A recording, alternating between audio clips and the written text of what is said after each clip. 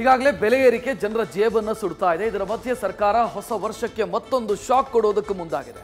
ಕಳೆದ ಬಾರಿ ನಂದಿನಿ ಹಾಲಿನ ದರವನ್ನು 2 ರೂಪಾಯಿ ಏರಿಕೆ ಮಾಡಿದ್ದ ಸರ್ಕಾರ ಈಗ ಪ್ರತಿ ಲೀಟರ್ಗೆ 5 ರೂಪಾಯಿ ಏರಿಕೆ ಮಾಡೋದಕ್ಕೆ ಚಿಂತನೆ ಮಾಡ್ತಾ ಇದೆ.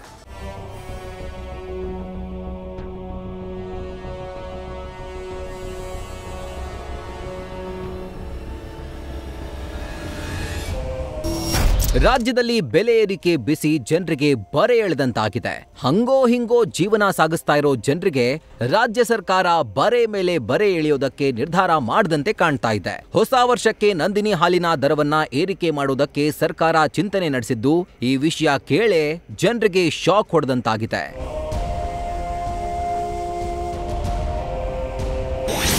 ನಂದಿನಿ ಹಾಲಿನ ದರ ಏರಿಕೆ ಮಾಡಲು ಸರ್ಕಾರ ಚಿಂತನೆ.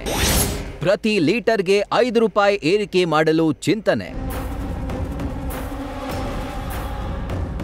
ಈಗಾಗಲೇ ಪ್ರತಿ ಲೀಟರ್ಗೆ ನಂದಿನಿ ಹಾಲಿನ ದರವನ್ನ 2 ರೂಪಾಯಿ ಏರಿಕೆ ಮಾಡಿದ್ದ ಸರ್ಕಾರ ಈಗ ಮತ್ತೆ ದರ ಏರಿಕೆ ಮಾಡಲು ಚಿಂತನೆ ನಡೆಸಿದೆ.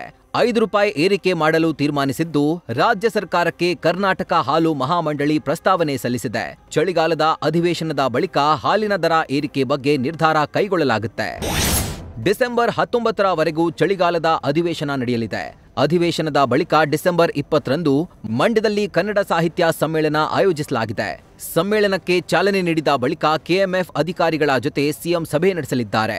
ಡಿಸೆಂಬರ್ 21 ಅಥವಾ 22ರಂದು ಸಿಎಂ ಸಭೆ ಮಾಡಲಿದ್ದು, ಸಭೆ ಬಳಿಕ ಹಾಲಿನ ದರ ಏರಿಕೆ ಬಗ್ಗೆ ಅಂತಿಮ ನಿರ್ಧಾರ ತೆಗೆದುಕೊಳ್ಳಲಿದ್ದಾರೆ. ಅಂದುಕೊಂಡಂತೆ ಆದರೆ ಜನವರಿ 1ರಿಂದ ನೂತನ ದರ ಜಾರಿಯಾಗಲಿದೆ. ಹಾಗಿದ್ರೆ ಪ್ರಸ್ತುತ ನಂದಿನಿ ಹಾಲಿನ ಪ್ಯಾಕೆಟ್ಗಳ ದರವನ್ನ ನೋಡೋದಾದ್ರೆ, ನಂದಿನಿ ಟೋನ್ಡ್ ಹಾಲು ಪ್ರತಿ ಲೀಟರ್ಗೆ 44 ರೂಪಾಯಿ ವೆಚ್ಚವಾಗಲಿದೆ.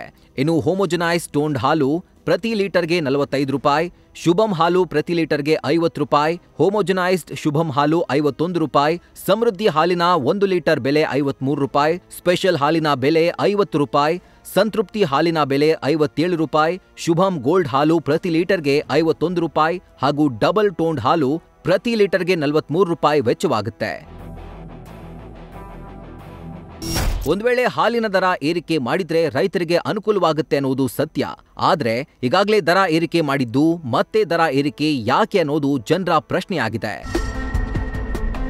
Madhusudan, political bureau, news first. News first ನಿರ್ಭೀತಿಯಿಂದ ನಿಮ್ಮ ಪರವಾಗಿ.